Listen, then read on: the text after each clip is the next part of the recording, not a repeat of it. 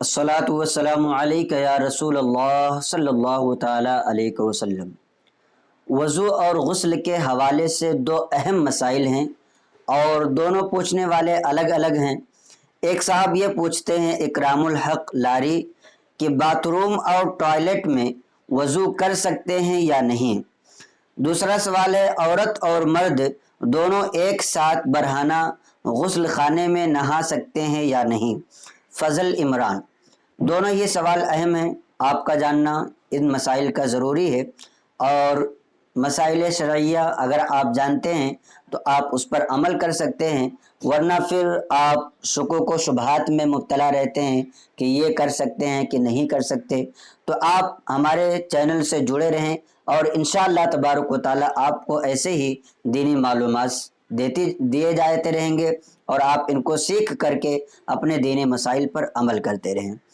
पहला सवाल ये कि बाथरूम और टॉयलेट में वज़ू कर सकते हैं या नहीं, तो इसका जवाब ये है कि उलमाए किराम फ़ुक़हाए किराम फरमाते हैं कि वज़ू और गुस्ल का पानी ऐसी जगह पर गिराना जहाँ पर निजासत हो ये मकरूह है। अब जाहिर सी बात है बाथरूम में तो निजासत नहीं गिरती है, लिहाजा बाथरूम में वज़ू करने में कोई हरज नहीं है और वहाँ पर वज़ू किया जा सकता है।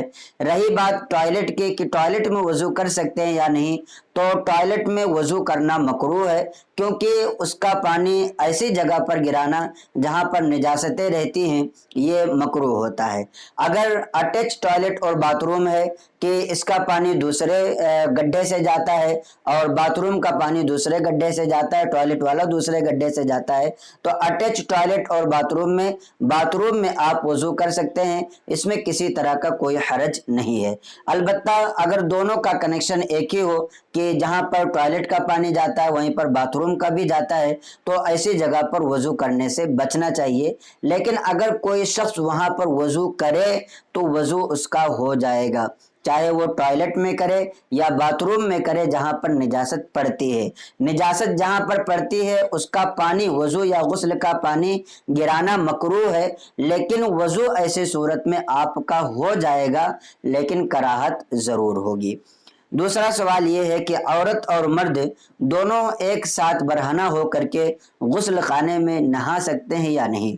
तो देखें, औरत जो है ये मर्द के लिए अल्लाह तबारक व तआला ने औरत को लिबास फरमाया। अल्लाह इरशाद फरमाता है हुन्ना लिबासुल लकुम व अंतुम लिबासुल लहुन्न, कि औरतें तुम्हारा लिबास हैं और तुम उनके लिबास हो। तो लिबास चाहे जिस तरीके से अपने पहना जाए लिबास को पहनने की इजाज़त है और लिबास से कोई चीज़ इंसान की छुपती नहीं है। तो अगर शौहर और मर्द एक साथ गुस्ल खाने में गुस्ल करना चाहें, नहाना चाहें, तो शरीयत इसकी इजाज़त देती है। इस के लिए कहीं पर भी मना नहीं किया गया है, इसलिए कि जब दोनों एक साथ हो करके नंगे हो करके गुस्ल करेंगे तो एक दूसरे के का सतर जो है वो नज़र आएगा और शौहर के लिए बीवी के सतर को देखना और बीवी के लिए शौहर के सतर को देखना ये जायज़ और दुरुस्त है, इसमें हरज नहीं है।